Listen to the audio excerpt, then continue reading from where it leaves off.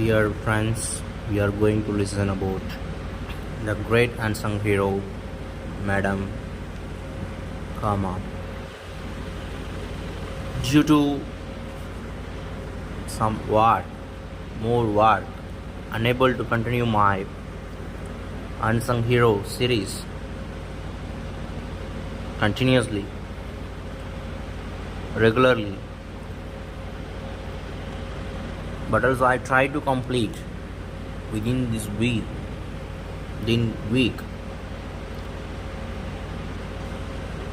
So please support me. Let's be listen about Madam Cama. This flag is our Indian independence. Behold, it is born. It is already satisfied by the blood of martyred Indian youths. I call upon you, gentlemen, to rise and salute the flag of Indian independence. The this call came from the Queen Bee of the Indian Revolutionary Movement, Igaji Gama, who was extolled by some as the Indian princess and some others as the hero of revolution. Soon as she finished her speech, all the delegates attending the International Socialist Congress session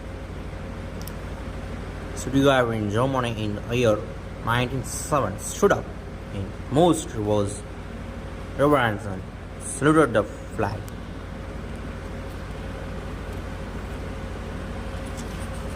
The first tricolor flag. The few Indian patriots and Madam Home prepared this tricolor flag in Paris in the year 1905. This flag was first hosted in Berlin in 1905 and was later used in Bengal in 1907. Its colors were green, saffron, red, orange horizontally. The green stroke had 8 letters, Vande Mataram in Devanagari. Script was inscribed on the saffron strip in the middle, and on the red strip there was the sand on the extreme left, and a little away from the center on the right was the crest. Madame Cama was born middle class Paris family in Bombay. Harsi family in Bombay. In the year 1861, she received her early education in Alexandra Parsi Girls' School, Bombay. As a brilliant student, she had a unique capacity to master several languages. The young girl also went keen interest in the counter-independence movement. Her anti-government activities caused much concern to her father, Mrs. Sobhaji Patel, who, in order to keep his daughter away from her marrying, got her married to a rich man's. Ruscom Cama on August 3, 1885. Mr. Cama was a soldier at Mumbai. His inheritance was this compulsion and coercion of her husband failed to bear any fruit, unlike the great poets and who renounced the patriarchal life and royal husband for the sake of her beloved Lord Giridhari or heroine. Madame Cama also parted company with her rich husband to dedicate herself at the altar of Mother India and to plying into service of millions of poor and suffering countrymen. When once pledged broke out in an epidemic form of Bombay, Madame Cama threw herself day and night in service of the people. Affected.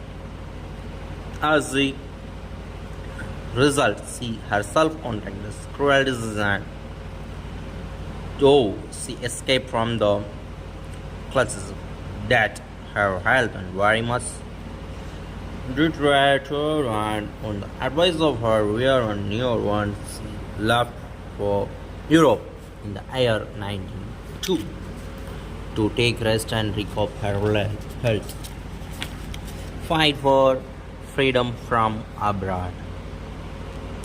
Spending a year each in countries like Germany, Scotland, and France, Madame Cama reached London in 1905. She underwent an operation which improved her health. Resuming her political activities, Madame Cama served for about a year as a private secretary of Edwin Orgy, who was there in England. That also helped had to get acquainted with a number of great scholars and nationalists. Madame made her mark as a powerful orator, campaign the cause of Indian independence, and the people in London were surprised to see her brave and courageous face while lying in its own name. Though she did not pay any heed to the notice of the British government, quite England, when she came to know of an attempt of the authorized should her, she cunningly escaped in France, secretly crossed the English Channel.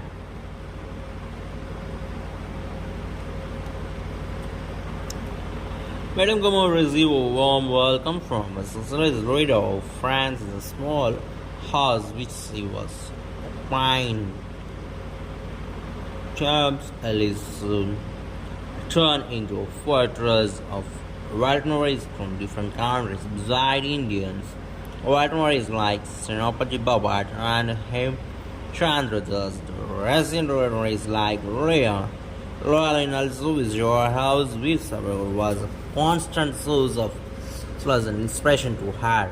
Her activities in France created a headache to the British Empress and the demand of the French government should liberate her, but the France refused to oblige the British, and the Empress government banned her re-entry into India. They also confiscated all her property in India. What more than a lack of rupee even interrupt her mail.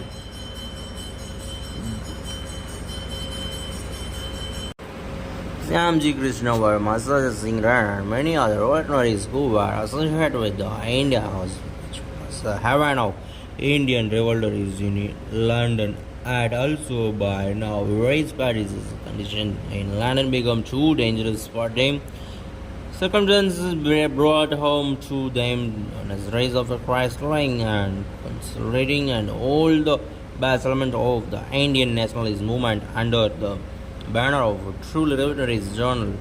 They also found a brilliant editor of deep political convicts and literary actives in Lal Hardayal, who gladly migrated from England to France to take over a responsibility of the new journal, the Vande Mataram, which was inaugurated in September 1999. Madame Cama devoted her time to publish and distribute the Vande Mataram, the issue of journal.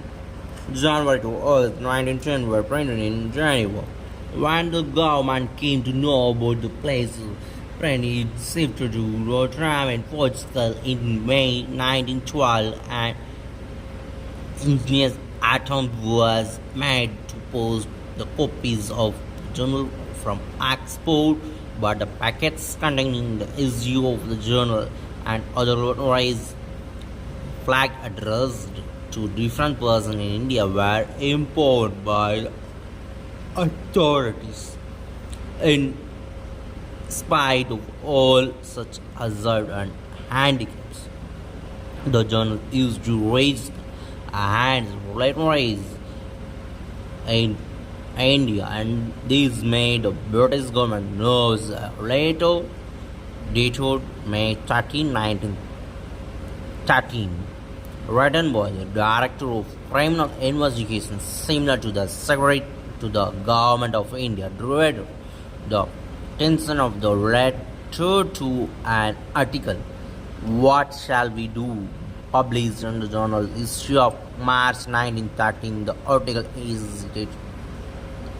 incited the revolutionaries in India to an open war against the Crown and stressed the need to win the army to the side of revolutionaries by young regard of the revolutionary movement entering into the British army. The director also asked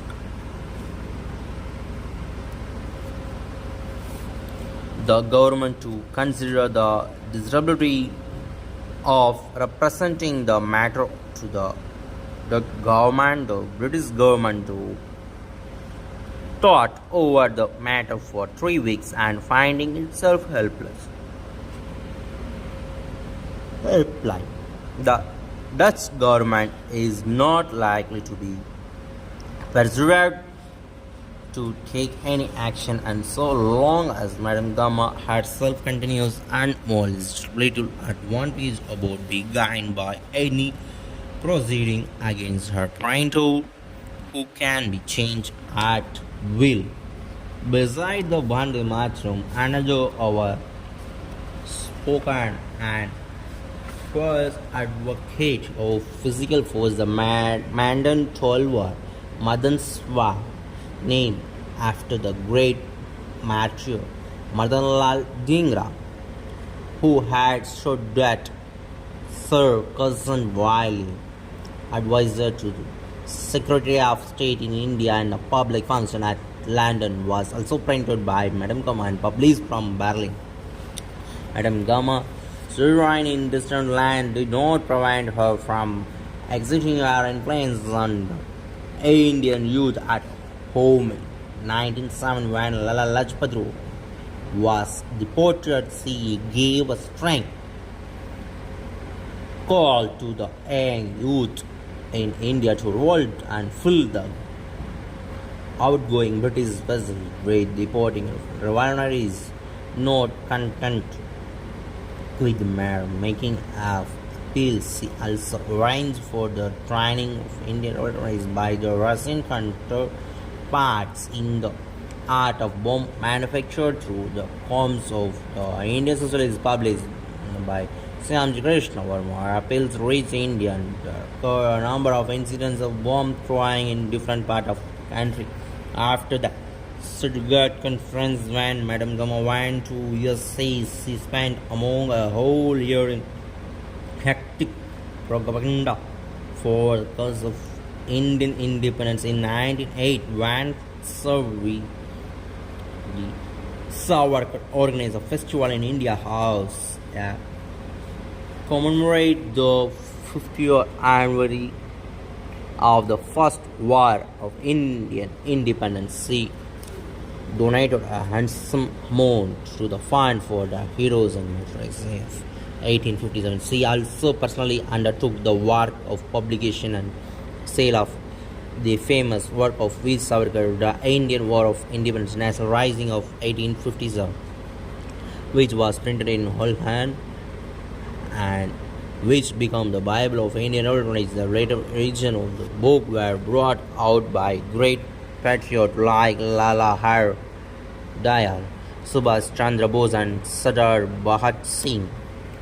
One of the outstanding advances of Madame Cama was her attempt to save Windsor from the hands of British imperialists. Savarkar was arrested in 1910 in London in order to be implicated in the famous Nazi conspiracy case. Madame Cama's close associate like his Ayer and his Irish revolutionaries made an unsuccessful bid to get him out of the Brexit goal. This, however, wasn't the authorities who arranged to take him to India in a heavily guarded vessel with specific instruction that it should not touch any part of except for fueling.